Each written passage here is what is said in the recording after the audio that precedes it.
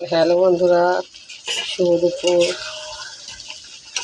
আমি আলুর দম আর এখানে ময়দা মাখা আছে, নান হবে। এখানে ছোলার ডাল ভিজানো আছে, ছোলার ডাল হবে।